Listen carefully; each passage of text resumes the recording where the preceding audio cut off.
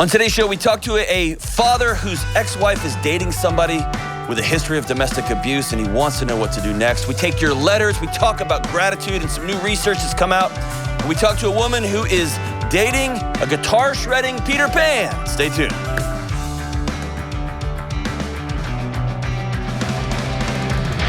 Yo, what's up? This is John with the Dr. John Delony Show. So glad you're with us. Bringing some positivity and joy and honesty and sadness, whatever we're bringing to the world. On the show, we talk about mental health, relationships, connection, communication, what's going on in this crazy mess, education. Anything you want to talk about, give me a shout at 1-844-693-3291. That's 1-844-693-3291, or go to johndelony.com/ask. And I've got just, my desk is a wreck, man. I got shenanigans everywhere. What movie's that from? Shenanigans. Oh my gosh. Did y'all not see Super Someone Troopers? guessed Office Space. Office Space. Y'all are on friendship probation. The whole lot of you. Unbelievable. Don't know Shenanigans. All right. Hey, big moment, James. After 225 episodes. So we've come to the... It's time to retire the Walgreens headphones that... We should, speaking of Office Space, we should go out in the parking lot and bash them with a bat or something. Oh, that'd be incredible. Yes. Actually, I'm going to hang on to these. The new ones that we bought. Excellent. You ever... I'm trying to think of a non-graphic way to explain this. I'm not going to. My ears are one size. The headphones that I shove in the ears are a different size. All I got to say is, dang, Gina. I got some PAIN up in my head. But it's cool, though. James is like, these are fancy. It's what you've been asking for. And you were right, James. Well done. Kind of a masochistic producer, but it's cool. Same team, same dream, one dream, whatever. All right, hey, we're going to do a couple things today. We're going to have some calls. We're going to go through some of these awesome letters that people sent in. One person here, the Granger family from Maryland, has like a Harry Potter wax seal. It's like some sorcerers or something. It's kind of awesome. And talk about some gratitude stuff. So let's get to the phones. Let's go to Steve in Tampa. Hey, Steve, what's up? Hey, Dr. John. How are you, thanks brother? Thanks for having me. Oh, man, I'm good. Thanks for calling in. What's up, dude? Well, so the issue is my ex-wife and I, we have two kids, 50-50. Okay. And she's dating a man with a long and a recent criminal history of domestic violence with multiple women, not to mention robbery. So the question is, how do I handle this? Oh, my gosh, man. What have you tried? Tried everything. I've tried her family. I've tried lawyers. I've talked to my therapist about it. I mean, I even offered to set her up with an online dating profile just to show her that she can do so much better. Yeah. But nothing. Huh. How old are your kids? 6 and 9. Jeez Louise, man. Is she at a place where she's bringing this idiot around them? Oh, yeah. I mean, they're on the verge. They're probably going to get married soon. Okay. What was give me a couple of some of the advice you received. What did your counselor say? She had a good suggestion to create like a safe, like a password for the kids, like an emergency. I think it's like a safe word. Like if they ever just need me to come pick them up, no questions asked. That is 100%. That'd be my number one thing. That's excellent. Or that'd be my number two thing. What else did she recommend? I think that was the big one. I mean, there's, at this point, there's nothing that her mind's not going to get changed, and that's not my role. What'd the attorney say? But my concern, I talked to 4 attorneys, and they all said there's nothing that I can do. You got to wait till something happens. Yeah, it's all reactive. Yep. That even in the extreme case of like if he was a convicted child molester, that would be even a stretch. Like none of them gave me a legal path forward. Wow. Unbelievable. I'm thinking I'm putting myself in your situation. Our kids are relatively the same age. And there's nothing more important to me than the safety and security of my kids, both psychologically, physically, all that, right? And so I'm just sitting here, not as a podcast guy or a radio guy, but just as a dad to dad, man. And that feeling of powerlessness, I'm aching with you, is what I'm telling you. I'm heartbroken with you, brother. How are you doing? How are you feeling before I start running my mouth here? Oh, it's like you said, it's just powerlessness. Yeah.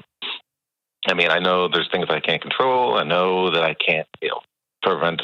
I can't keep them safe from every danger out there. But this just seems imminent, and I'm just supposed to just take it, accept it. And that's a tough pill to swallow. Is your wife interested in? Does she like the joint custody arrangement? Is this a power move for her? Ex-wife. Ex-wife. Well played. That's a whole different rabbit hole. There's probably going to be some revisiting of that down the road. Like if you went to her today and said, "I'm willing to take 100%, take these burdens from you, and you can go live your life," would she say great, or would it be more of a "how dare you"? It would be "how dare you." Okay. All right. Okay. Oh, man. All right. So here's where I'm starting if I'm you. Number one, I want to deal with you internally, and also then transition to the limited resources that you have. Okay. Number one, dealing with you is being constantly aware. And I'm glad you're seeing somebody. You got to get some buddies in your life, but being constantly aware of the feeling of powerlessness, because that comes out in us differently. There's genetics, there's the models we grew up with, there's all kinds of ways that comes out. But for some of us, powerlessness comes out in depression, some of us comes out in anxiety, some of it comes out in rage and anger, and we snap or we just fume. Some of it, we end up becoming addicted to scrolling. So think about what's happened, nationally, internationally with the COVID stuff, right? That feeling of powerlessness comes out of us in all these rando ways. And none of them are helpful, right? And so it's constantly knowing, okay, now I've found myself in a situation where my body is sensing it's not in control. Here's what I'm going to do about it. Okay, so that's an important thing, is keeping yourself well in this process and not letting yourself get down a hole. Does that make sense? Yep. Okay. So here's number two. I think your counselor is way onto something, and I would recommend going one step further. So you listen to this show ever, I am radically against phones for kids. I think those things they are destructive. There's not a redeeming quality about a kid with a cell phone. None. And in your case, I think it might be worth visiting, getting them some sort of connected device.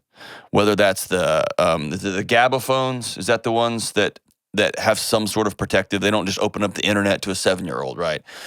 But there's got to be some connection between you and your kids that then allows them to have some sort of safe text, safe words, safe calls, safe way to communicate with you. Maybe even a safe, 7's really young to start recording people without them knowing. And I don't know your state's laws, but some way they can connect with you. Do they have phones or devices now? Yeah, they have devices. Okay. They all have right. tablets. All right. So shame on you and good for you. All right. So some way they can communicate with you. That leads me to number two. And I would explore this with your counselor. But there has to be a reality check. So I'm 100% against speaking negatively about like exes, even when they're bonkers, even when they're destructive. But that doesn't mean that we don't tell the truth factually. Okay. So I would have conversations with my kids about, and this is a good practice regardless, right? There are scary people in the world, and some of them are scary because they're loud. Some of them are scary because they hit other people.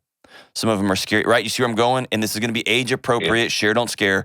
But we're going to have a conversation with our kids that there is scary people out in the world. And I'm going to begin having conversations about, what do you do? How do we respond to this? And I want your kids to know they respond by calling you. They respond if you're not available by calling 911. And be very explicit about sometimes we get so scared that we don't want to move.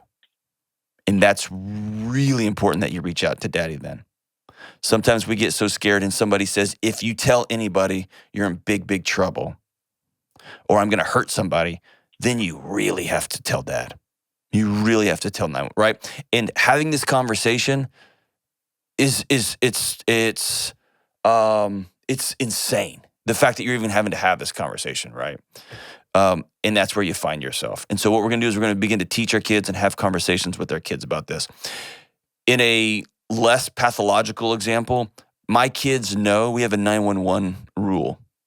If we're at a store or if we're at a restaurant and I look at my son and say, this is a 911 situation, we need to go. He knows, ask no questions, don't look around. We get up and we walk out of the restaurant. And that's happened once. And again, some of this is because I grew up with a homicide detective and a SWAT guy as a father, and I run around with police officers in the middle of the night dealing with tragedy. So some of this is me being paranoid, right? But also, I want to have a situation with him that knows we got to go now, and not his normal, why? I'm still eating my burger, right? And so this is just an extension of that conversation. And invite, every time your kids come home, tell me about what y'all did. How was it? What were the good stuff? What were the B&Ws? What was the best times? What were the worst times? Tell me about a time you were scared. Tell me about a time you felt brave. And I want you to make that a part of the regular rhythm of your conversation with your kids. And again, this is insane that you're having to do this, right? But we're going to have this regular rhythm of this conversation so that, not if, but when something happens, it's a part of your regular rhythm. It's not going to be this weird new, you hear me talking with your kids about sex. If you wait to have a big dun, dun, dun, hey kids, sex talk, it's going to be a disaster. If you make talking about sex a regular rhythm in your house, then when your kid asks a question, it's not weird. It's just part of the narrative. It's just part of the interaction in your home. Same thing we're doing here. But I want to have some sort of norm for them calling you. Is that fair? Yep. Okay. Thank you. Are you allowed, and I don't know the laws in Maryland, are you allowed to text your kids and check in with them when they're with mom? Or do you have to cut off communication? Oh, I'm allowed to communicate with them anytime I want. Okay. So I've had some interactions with folks when they were going into meetings and they were worried about safety, and I've sat outside their meeting. There was no threats, or I've called police officers to come sit outside of a meeting when I was going to have a conversation with somebody that might be volatile. And we had things like, I'll just text you punctuation. I'll text you a question mark or a period or a hyphen. And it will look benign to anybody else. But it might just be you say, hey, I'm just going to start texting you a couple of times. You have to respond regardless. And I'm going to text you a thumbs up, and or that may be a little bit on the nose, but I'm going to text you an ABC. And if everything's going great, you text me a DEF or whatever the thing is. But y'all come up with some sort of check-in system that would be benign. And again, we're not talking about secrets, or we're not telling your kids, all right, we got to do this and not tell anybody. But just texting them, hey, I love you. And if things are going great, say I love you back. And if they're not going great, say I love the Astros, or whatever the thing happens to be, right? How does that sound? That sounds like a really good idea. Okay. Thank you. Hey, know that my heart's with you, man. And the moment something happens, please don't hesitate. I know you won't. You've checked with 4 lawyers. You're on top of it, Dad. Don't hesitate. Sometimes there's some hesitation, like, well, that one wasn't that bad. That one wasn't this. I don't want to blow their lives up. Mom is making a really damning decision here, man. And I'm sorry you're in the middle of it. And it's just going to require some extra vigilance and making sure that you're okay. But, man, thank you so much for your call, brother. And we'll be thinking about you. We'll be with you, man. And for those of you who have an ex and you're post-divorce and you're dating and you're with somebody and you think, man, like this person's got these major red flag flaws, but they love me and they've quote unquote changed, whatever. Be so careful about how you bring your kids into your life and into your kids' lives. Be very careful, man. kids deserve more than you being with somebody who's an abuser. And quite frankly, you deserve to be with somebody who's more than an abuser. We'll be right back on the Dr. John Delony Show. Hey, good folks and friends and listeners to the Dr. John Delony Show. The world is bonkers, right? We all know this. And one of the most common questions I get is, how do I find a counselor in the chaos? I've reached out and there's a 6-month waiting list, or I can't afford it, or they only take insurance, or I can't get off work in time to go see somebody and it's way across town. What do I do? Because I want help with my anxiety, my depression, my relationships are hanging on by a thread. I want to be a better mom. I got to process this trauma that happened to me when I was a kid. Where do I find a counselor? So I partnered with BetterHelp because BetterHelp is customized online therapy that offers video, phone, even live chat sessions, so you don't even have to look at your therapist when you're talking to them if you don't want to. I've taken away all your excuses, and it's more affordable than in-person therapy. And these are real licensed therapists. If you reach out to them, you will be talking to somebody within 48 hours. Dr. John Delony Show listeners get 10% off their first month at betterhelp.com/Delony. Please reach out if you need help. That's betterhelp.com/Delony. All right, we are back. Hey, I got some letters here from folks who have written in, and oh, you know what? This letter is from Maryland. The last caller was from Florida. Man, I screwed that up. All right, so I asked people to send in letters about what are you looking forward to this year? Like, what do you think? What are some of the who you're gonna be's this year? And man, I got a ton of letters. Keep them coming. I love getting mail. I'm like a middle schooler from the 70s, even though I wasn't a middle schooler in the 70s. I'm not that old. Dude, I love getting some of these. This person wrote, Dr. John, you realize that by challenging us to write, will also let us call your bluff at reading our mail, checking back on our resolutions, right? That was all in fun. You worked in higher ed. Consider that the classic. If you're reading this, I will buy you a candy bar. Okay, so this person's calling out, there's been professors, and I may have been one of them, who would tell you at the beginning of your exam, read the instructions before you take this exam. No kid reads the instructions. No student ever reads the instructions. They just dive right into the exam. And then I would put down on question number 50, answer no questions, to put your name at the top of this exam and turn it in. And people would have wrestled with this thing for 2 hours and fought all the way through this exam or whatever. And so that's what they're talking about here. So, gotcha. There you go, Granger. Calling your bluff here. All right, let's see. Here's what Granger says she wants to be. And I'm just using her last name here. Identity. Who are you going to be in 2022? Compassionate, active, a good friend, a 2 a.m. kind of friend, joyful, helpful, someone who takes care of myself better than I did previously. So someone who's a steward of their heart and mind and body. I'm going to start swimming. I've always wanted to. I'm going to cut out carbs and sugar. Every day I'm going to walk and stretch. How? There's a gym here at my work. Dude, I don't know where you work, but that's pretty rad. You don't do well with it. You know you don't feel good when you eat lots of carbs and sugars. And dude, there's a stretch app or yoga videos. Excellent. So you're saying, here's who I'm going to be. And you're breaking it down into, all right, what does that mean? I'm going to steward my body. And then here's how I'm going to do it. Another one is mind. A weekly meeting with myself. Dude, I like that. Just a weekly check-in. 30 minutes. You're worth 30 minutes a week, people. 30 minutes a week. That could be journaling. That could just be looking at your calendar. That could be looking at your budget. How am I doing? Right? Looking at your exercise log. Schedule class times for an online master's program. That's outstanding. Outstanding. Go get another degree. Good for you. Good for you. Read fiction, nonfiction books. Pick up, declutter. Just take 30 minutes a day to clean up your area.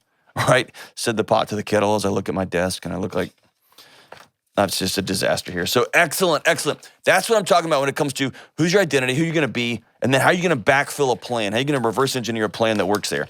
Here's another letter from, looks like the Naughtons in Colorado. Let's see here. Ooh, they wrote tiny little letters here. Oh, man. Let's see here. All right. Delony, I'm pretty excited and nervous to send you my goals for 2022. Jumping right into it. I'm going to read 20 books, start financial coaching, to waste less food. Dude, I like it. Start a garden. Have our girls help with it. They're almost 3 years old, and then almost a 1-year-old. Get back to pre-pregnancy weight. Not even going to weigh in on that one because then you'll cancel me. The word trying to live by is confidence. So this is the identity. I'm going to regain confidence.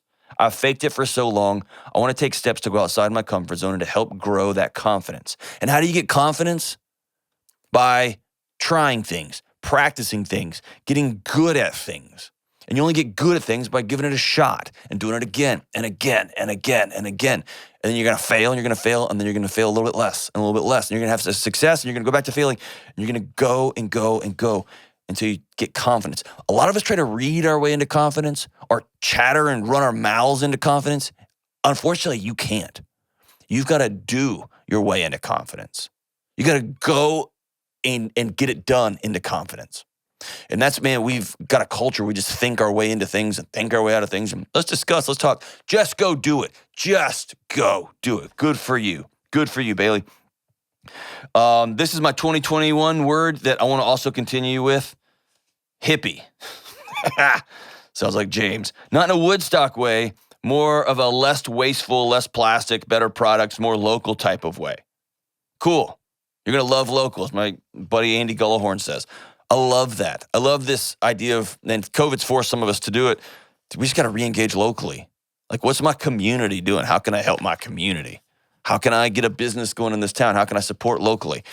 I love, love, love that sentiment. So that's fantastic. And along those lines, this article just came out in the Wall Street Journal. Is the secret to happiness having a gratitude practice? Those of us who believe in being grateful for things that go, well, duh. A surprising unifier has emerged over the last year in the Wall Street Journal, my Monday morning column, which chronicles the routines and productivity secrets people use to start their weeks. Gratitude. Stephen King does this. Actor Tracy Ellis Ross does this. Musical director Questlove does this. Nike CEO John Donahue spends time meditating on questions like, what am I grateful for?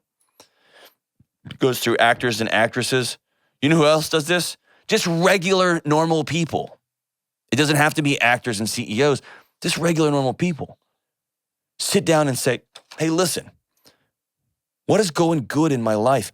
Our brains are so wired to look for the negative, to keep us safe, to protect us, that we have to practice sitting down and going, what am I grateful for? Now, I've practiced being I've had a gratitude practice for years and years. Here's my little journal, right? Here it is. I got my stickers on it. By the way, Go Ruck, James, I got my backpack. This is an unsolicited. We are not paid by these folks. We have no stake in anything. James, that Go Ruck backpack. I know it sounds ridiculous to say that. That's a game changer. It's a game changer. It's incredible. Do you like yours still? I love it, but I feel like it's so rugged that it's probably bored. Like I feel like I want to go drag it around behind my car to like give it some. You've personified your backpack. I think that's your inner voice saying, we should probably just stop looking at computers and go do something like that. Is that what it's happening? Yeah, like it's probably not made to, carry laptops in and out of office buildings. I love it, dude. So anyway, I've for years written in this thing. And I just get a new one every time I fill it up. There's some new science out. If you're not listening to Andrew Huberman's podcast, it's so great. He's a medical school professor at Stanford, and he's just a national treasure right now. You can check it out. I think it's the Huberman Lab podcast. It's just remarkable. And behind closed doors, I've heard he's a great human being. But he talks about some new science about gratitude. And instead of writing down 4 or 5 things every day, just doing that over and over, talks about the importance of letting gratitude circulate throughout your body. And this idea of sitting down and closing your eyes is very close to meditation, if you ask me, and remembering a time, a specific instance in your life when you were grateful, in letting your body re-experience it. So instead of saying, I'm grateful for my wife, I'm grateful for my kids, I'm grateful for food on the table, etc., say, I'm grateful for the time my friend Nathan sat with me in the hospital when my wife was having life-saving surgery, when a pregnancy went awry. Like, I just sat with me, and I can remember my fear, I can remember my pain, I can remember talking with the surgeon and knowing just crisis person to crisis person, this was dicey. And then out of nowhere, my buddy Nathan, who's a stoic. He's a rancher. He didn't talk a lot. He just showed up and sat with me. And he just sat there, and he just sat there for a long time until he came and got the news. Some of it was good, some of it was bad. And man, I'm so grateful for his presence. And if I sit in that and let it wash over me, it's a powerful experience. And that can take 1 minute. That can take 2 minutes. And so according to Dr. Huberman, that's some of the new research about gratitude. So here's my challenge to you. I don't care if you're in the military. I don't care if you're a single mom. I don't care if you're a hard-charging CEO or you're the assistant director of, the janitorial staff at your office complex. I don't care what your job is. I care about you just as a person. Just as a mom, as a dad, as a brother, as a husband, as a son, as a kid, as a neighbor, as a community member, as a person who lives in my country. Spend a few minutes every day being grateful. Sit down, close your eyes. Remember a moment, a time when you were grateful. Somebody gave you a job. Somebody reached out and extended a hand. Somebody put some money in your account when you're broke. Somebody came with a great idea and said, I want you to come along. Somebody invited you into a meeting that ultimately changed your life. Somebody hired you and took a chance on you. Somebody forgave you, right? Whatever it is, sit down and just feel that. Feel it. Do it before your workout, after your workout, before you go to bed, whenever. I'm going to keep doing my gratitude. I'm going to keep writing down 5 things I'm grateful for every day. I like the rhythm of that. I've been doing it for years. But I have added this new practice. And I can, just telling you about Nathan just now, I can feel it in my body. I can feel it. Go for it. Be grateful. And to you folks who are sending me letters about your intentions, now we're into February, we're getting into March, April. Don't quit. Don't quit. Keep going, keep going, keep going. Look back at the stuff you wrote down in January and remember the person you said you were gonna be. Circumstances change, life changes, relationships change, but you committed to being a new kind of person. Stick with it. Stick with it with action. Stick with it by challenging your thoughts and changing your thoughts. Stick with it by making sure you're plugged into a community. Don't stop having friends. Don't stop being connected. Don't stop saying I'm sorry. Don't stop saying I'm gonna do better. Don't stop saying, hey, how can I make this right? Stay on it. Connection, change your thoughts, change your actions. Be grateful. We'll be right back on the Dr. John Delony Show. Y'all know there are lots of things that make me nuts, but one thing makes me more nuts than anything else. Buying a home. And my friends who refinance their homes, they tell me it makes them nuts too. I love living in a new home, but I gotta be honest, I'm no good at buying one. And that's why I'm so thankful for people like my friends at Churchill Mortgage. Churchill is a Ramsey trusted provider who we've been sending people to for over 20 years to help with home mortgages. Why? Because they're committed to doing what's right for you. And that means walking you through paperwork that's way over your head. That means making sure you get the right mortgage that you can pay off as soon as possible, and they don't try to upsell you a bunch of nonsense that's gonna hurt you down the road. And most importantly, when you're making this big life change, you can actually breathe because you got an expert and a team who have your back. Listen, if you're about to buy a home and make a big change, save yourself the headache and call Churchill Mortgage today at 888-LOAN-200. Trust me, that's 888-LOAN-200. This is a paid advertisement. NMLS ID 1591. NMLSConsumerAccess.org. Equal Housing Lender. 1749 Mallory Lane, Suite 100. Brentwood, Tennessee 37027. Programs are for select loan types only and are not available in all states or locations.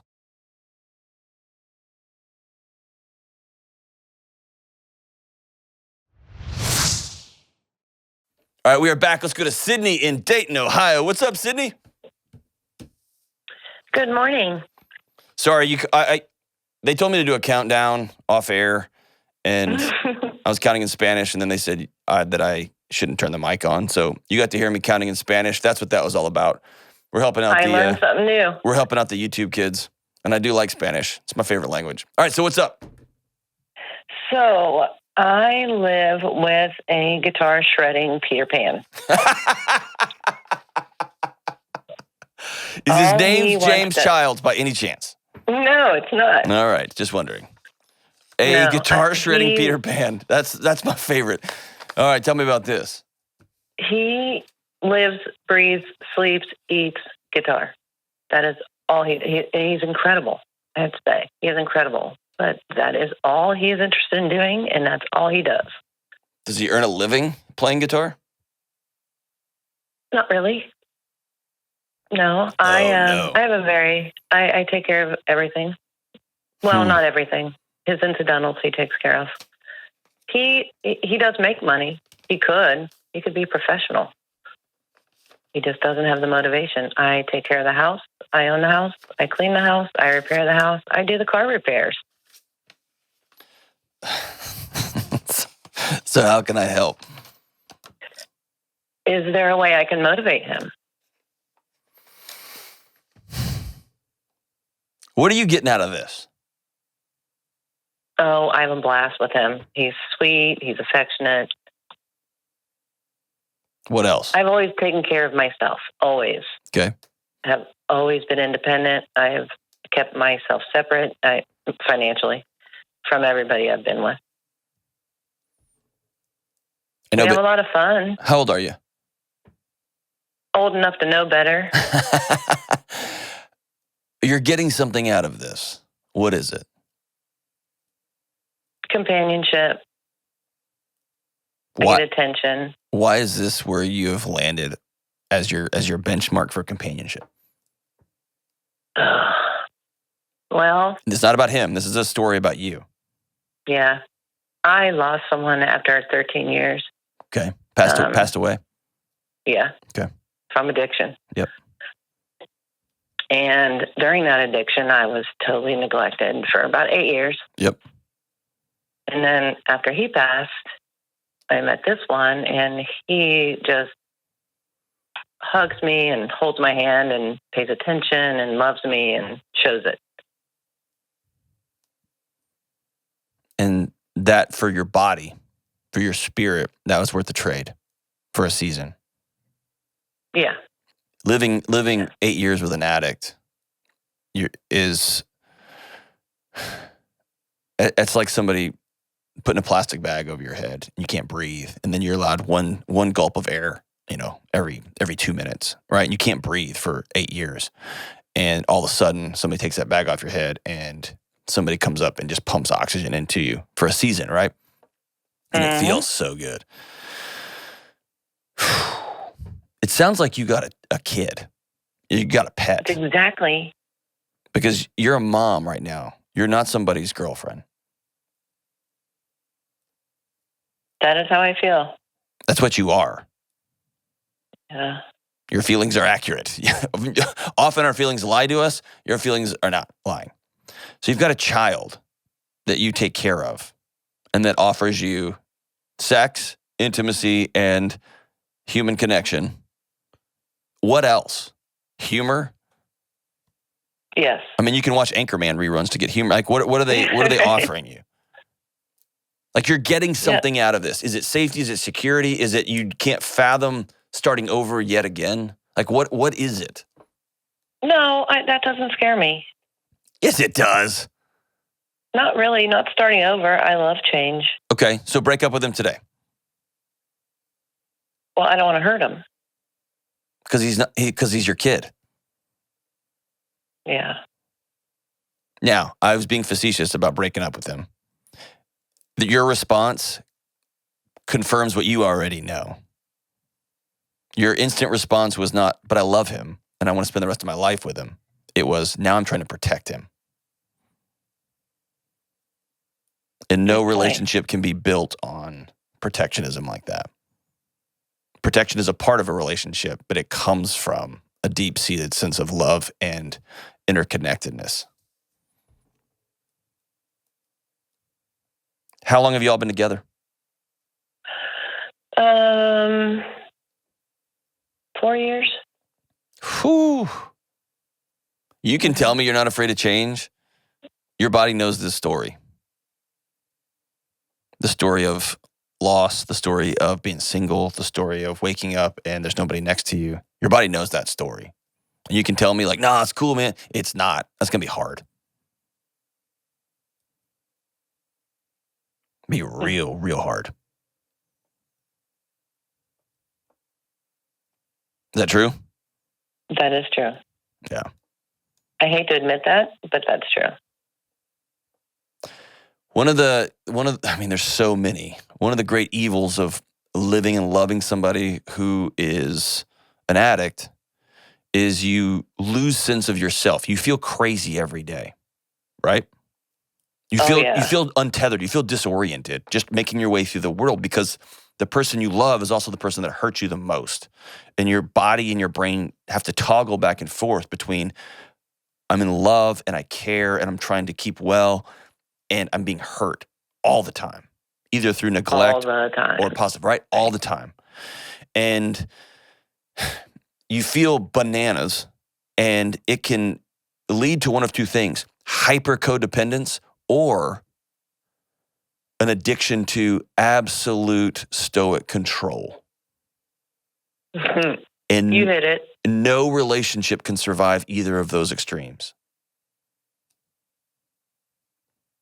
I fall in my life a little bit more on the let's figure it out live, woo! And my wife falls more on the list making side. Like we have to have somebody that pays the bills in this house, John. And so there's degrees here. But my guess is, just listening to you, if you put your feet in concrete on the control side, I will control every variable from this point forward to the point that I'm going to date and be intimate with a child so I can be that in control. Because part of you is so terrified to risk love again. True, connected, partnership love. Because with that risk comes great hurt, and you felt it. Oh, yeah. And the hard, scary, sucky part of love is the only way it works is if you risk, if you go all in. Otherwise, you end up sleeping with a guitar shredding Peter Pan. Right. And Peter Pan was a child. So you knew calling me that you've got some hard decisions to make. What are you going to do? I feel like I'm leading you, and I don't want to be leading you. Right. What are you going to do? I really, it's eventually things are going to have to change. So what I'm telling you is they're not going to. I mean, with myself. Ah, there you go. Have you sat down and said, dude, you got to get a job? Oh, yeah. How'd that go? Yeah, not well. You're so smart. What do you do for a living? Well, I ran a company for a few years. I am a recruiter. Okay. And do you do well recruiting? Oh, yeah. Yeah. I'm able to take care of myself and him. But okay, but you're wearing that as a badge of honor. You have not dealt with being married and in love with an addict, have you? No. You haven't. That hurts way too much to think about. You have to deal with that. The idea that your status, your level of success is I can take care of myself. That's the most fundamental, like that is benchmark 1 to just being an adult. That's nothing to be said for I experience joy. I actually have true laughter. I've got true relationships where I risk, where I love, where I give and I take and I disagree and I fight and I come back and I love harder the next time.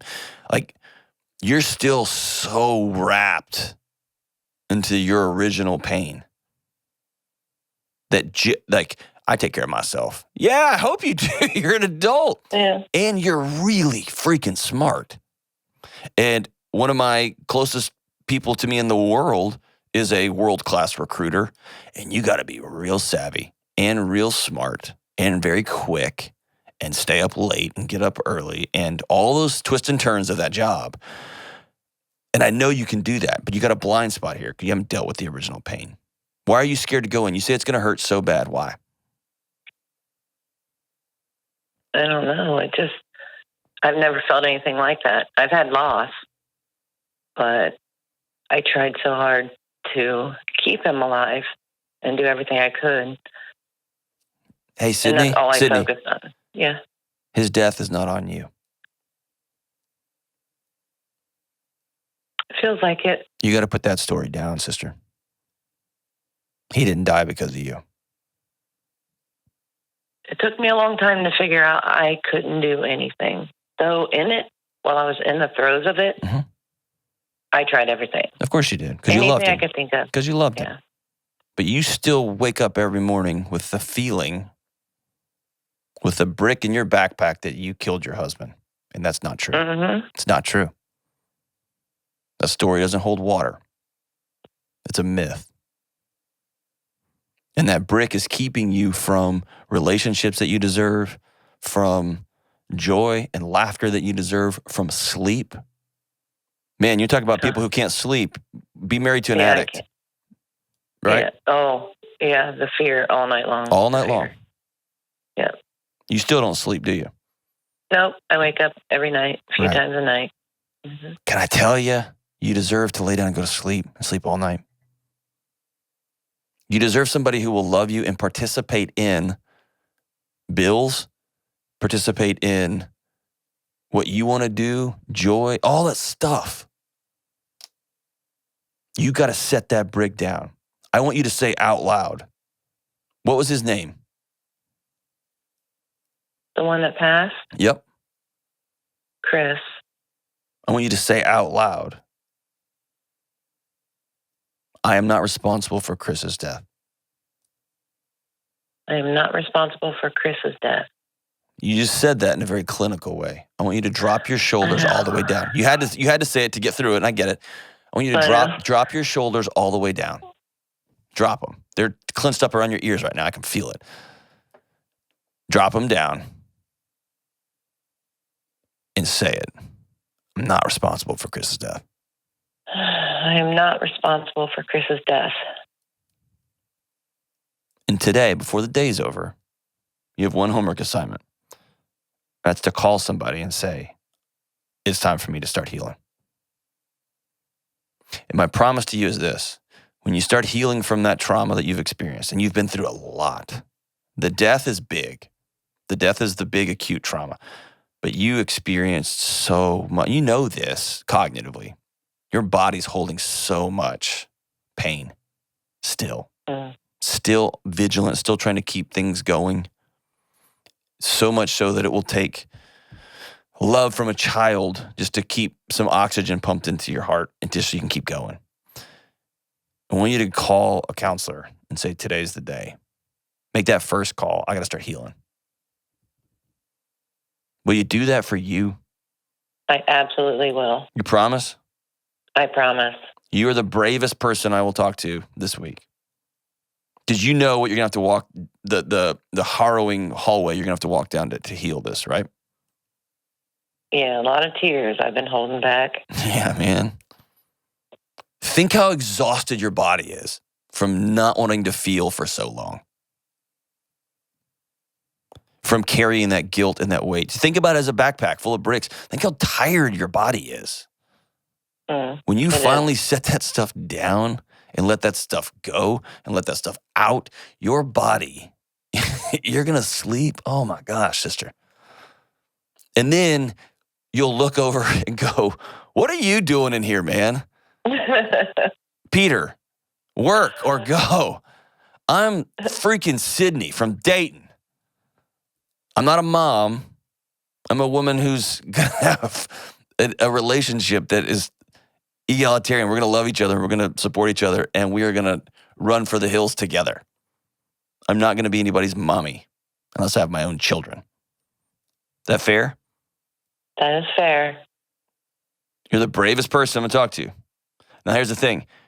You make that call and get an appointment on the calendar, and your homework assignment is to email me back and let me know I did it. Okay. Cool?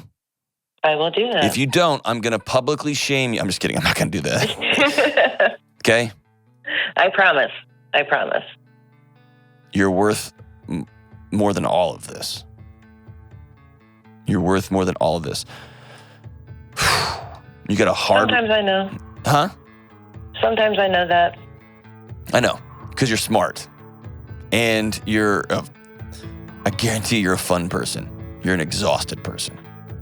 You're I am exhausted. Anxious, exhausted person. And you deserve more than that. simply because you're my sister, because you live in my country, you're my friend, you're breathing, you're a person on planet Earth. Anything you want to throw in there.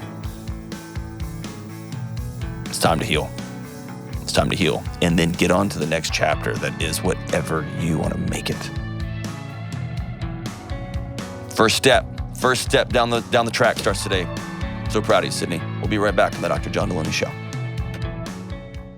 Big secret. Almost all of us can control our thoughts. Yes, you can control your thoughts. You choose them. Most people believe thoughts randomly happen and that we have to give rent-free space to bad thoughts and scary thoughts and freaky thoughts. This is not true. Our world doesn't want you to know this because they want the privilege of owning your mind. No more. I want to teach you how to take back your thoughts. If you often find yourself lost in a tornado of toxic thoughts and anxiety and always on high alert, you'll have to be intentional about changing your thoughts, but it is 100% possible. In my new book, Own Your Past, Change Your Future, we'll walk through a not-so-complicated approach to mental health and wellness that includes learning how to reject harmful thoughts and cultivate thoughts that move you closer to who you want to be. And if you pre-order today, you'll get hundreds of dollars of free bonus items. So go to johndelony.com to take the next step towards wellness. That's Own Your Past, Change Your Future at johndelony.com. All right, hey, we're back. Hey, real quick, just in case we didn't know how awesome Sydney was, in her email, she listed out the guitars that her boyfriend plays. Ooh, let's judge him. She said he plays a Japanese Ibanez, an Eddie Van Halen Frankenstein guitar, a Flying V, and a hammer, which sounds right up your alley. That's even too far for me. That sounds like, Flying V, absolutely. If it's the Gibson Flying V, if it's the Jackson Flying V, I would for sure take it, but I'm not going to pay for that. The BC Rich Flying V, the Kerry King one, oh, it's so rad. I saw one in a Guitar Center the other day. It shouldn't be a Guitar Center, I know, but it's awesome. But, dude, those are shred-alicious guitars back from like Warrant and Rat days. This poor woman is dating a 35-year-old, 11-year-old. Oh, man. Folks, deal with your trauma. It sucks and it's hard. Deal with it. And if you're a guitar player, put the hammer down. Just put it down. Put the Japanese Ibanez down. Set it down. You're worth more than that. I do love a good Ibanez. Dude, I saw Joe Satriani in concert. He was great. He plays an Ibanez. That was my first guitar, was a Joe Satriani Ibanez. Really? Were you Shredosaurus on it? No. What took you astray and led you down to the world of jangles and sadness and reverb? You're not even going to respond? The Smiths? I don't know. Oh, man. All right, as we wrap up today's show, let's go with this one. The Beastie Boys, dude. Just love it. Dropping this song called Gratitude, and it goes like this. Good times gone and you missed them. What's gone wrong in your system? Things they bounce just like a Spalding. What'd you think? Did you miss your calling? It's so free, this kind of feeling. It's like life so appealing when you've got so much to say. It's called gratitude. And that's right. Good times gone, but you feed it. Hate's grown strong. You feel you need it. Just one thing do you know? What you think that the world owes you, what's going to set you free. Look inside and you'll see when you've got so much to say. It's called gratitude, and that's right. My boys from Brooklyn. Gratitude, right here on the Dr. John Delony Show.